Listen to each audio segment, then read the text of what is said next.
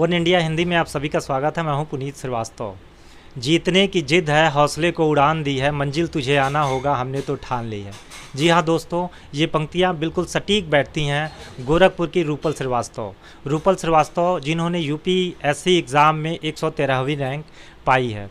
रूपल जी इस समय हमारे साथ हैं। हम उनसे कई मुद्दों पे बात करेंगे, कैसी रही उनकी तैयारी, कैसा रहा संघर्ष। तो इन सारे चीज़ों पे बात करने के लिए रूपल जी हमारे साथ हैं। रूपल, वन इंडिया हिंदी में आपका स्वागत है। Thank you so much. Rupal, सबसे पहले तो वन इंडिया परिवार की तरफ से आपको यूपीएससी में 113वीं रैंक लाने के लिए बहुत बहुत बधाई आपको। और पहला प्रश्न तो मेरा यही रहेगा कि आपको कब ऐसा लगा कि मुझे आईएएस बनना चाहिए और क्यों बनना चाहिए? जी, सबसे पहले मैंने बचपन से अपने पापा को सिविल सर्विसेज में देखा है, तो मुझे हमेशा उनसे एक इंस्पिरेशन मिलती थी कि हाँ, इस फील्ड में आना है। मुझे क्यूरियोसिटी रहती थी ज़रूर उस काम की। पर जैसे जैसे लाइफ आगे बढ़ी, फिर मैंने अपने कॉलेज में काफ़ी टाइम तक एक एनजीओ से एसोसिएशन रखा जहाँ मैं बच्चों को पढ़ाने जाती थी। तो वहाँ देख के मुझे लगा कि हमारे देश में बहुत सारे चैलेंजेस हैं जिस पे हम काम कर सकते हैं। और तब मुझे लगा कि सिविल सर्विसेज एक ऐसा प्लेटफॉर्म है जहाँ पे एक कॉमन प्लेटफॉर्म है जहाँ पे डाइवर्स तरह के चैलेंजेस को एड्रेस करने का मौका मिलेगा। तब मैंने सिविल सर्विसेज में आने का डिसाइड किया। देश की सबसे कठिन परीक्षा मानी जाती है यूपीएससी, और कैसी रही इसकी तैयारी की शुरुआत, उसके बारे में बताइए। मेरी बेसिक स्कूलिंग 12th क्लास तक की गोरखपुर के लिटिल फ्लावर स्कूल से हुई है।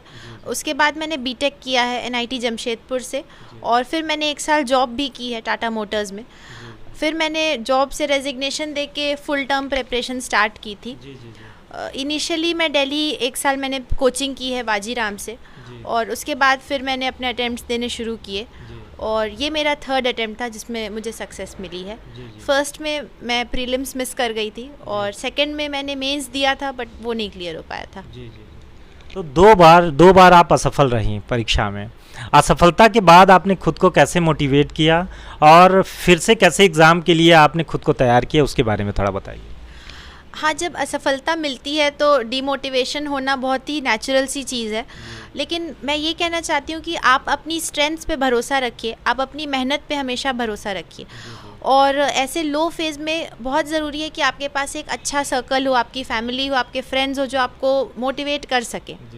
और इन लो फेजेस से निकलने के लिए सबसे पहले आपको अपनी वीकनेसेस को आइडेंटिफाई करना चाहिए कि अगर मेरा किसी अटेम्प्ट में नहीं हो रहा है तो किस वजह से मिस आउट हो रहा है, क्या सब्जेक्ट्स हैं जहाँ पे मैं कम पढ़ रही हूँ।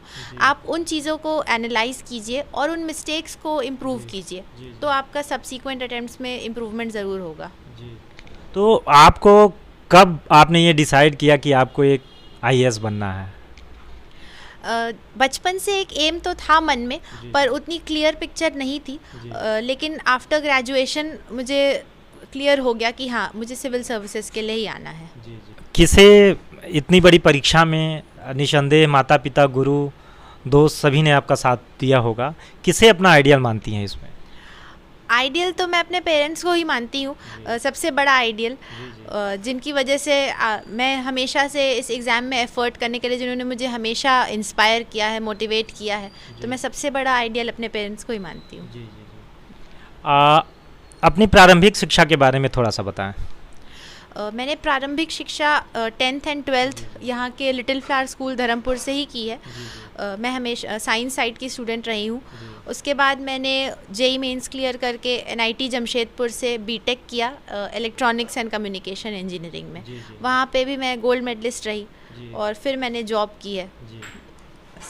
आपकी रैंकिंग बहुत अच्छी है, 113वीं रैंकिंग है, तो क्या प्रीफर करेंगे, आईएएस या आईपीएस?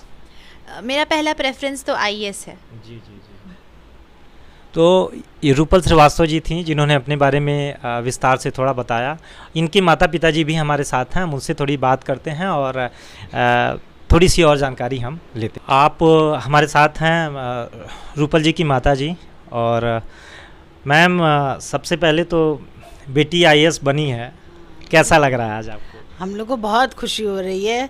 लग रहा है कि हमारे परिवार में कहाँ से खुशियाँ आ गई, इसकी पूरी मेहनत सफल हो गई। बेटी बहुत मेहनत करी थी, तो आज ये दिन देखकर तो सभी बहुत खुश है, हमारी पूरी फैमिली खुश है इसके आईएएस का सिलेक्शन पर। क्या आपका भी एक ड्रीम था कि बेटी हमारी यूपीएससी क्वालिफाई करा? हाँ बिल्कुल था, क्योंकि जब बच्चे का ड्रीम होगा और हमारा मोटिवेशन बिल्कुल नहीं होगा तो बच्चा क्वालिफाई करना बहुत मुश्किल होता। तो हम लोग इसको हमेशा मोटिवेट करते थे कि बेटा तुम्हारा ये एम है, तुम मेहनत करती रहो और असफलता से बिल्कुल मत घबराना।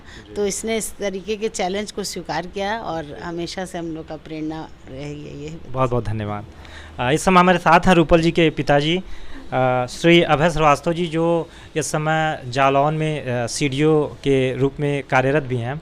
सर, बेटी के इस उपलब्धि पे क्या कहना चाहेंगे? बेटी की इस उपलब्धि पर बहुत खुशी की बात है पूरे जनपद के लिए, पूरे प्रदेश के लिए, कि यहाँ से बिटिया एक आईएएस में आई 113वें रैंक पर। बहुत खुशी की बात है और हम ये चाहेंगे कि और बच्चे इससे मोटिवेट हों, ख़ासतौर से बच्चियाँ, जो सरकार की मंशा है बेटी बचाओ बेटी पढ़ाओ।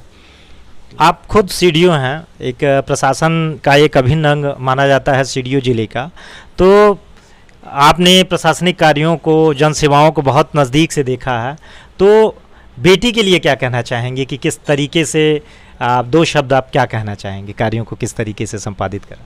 नहीं, बेटियों के लिए हमारा यही मैसेज है कि बेटियां जिस भी फील्ड में जाना चाहती हैं, उनके गार्जियंस, उनके पेरेंट्स उसको आगे बढ़ाएं, उसमें किसी भी दशा में उनको न रोकें, उनके अच्छे चारों तरफ अच्छे सुरक्षित वातावरण पैदा करें, जिससे कि उसके मन में भय ना हो किसी तरीके का, तो पूरा एक्सपोजर उसका हो, जिस फील्ड में जाना चाहते हैं उसमें जाना चाहिए। बहुत बहुत धन्यवाद सर।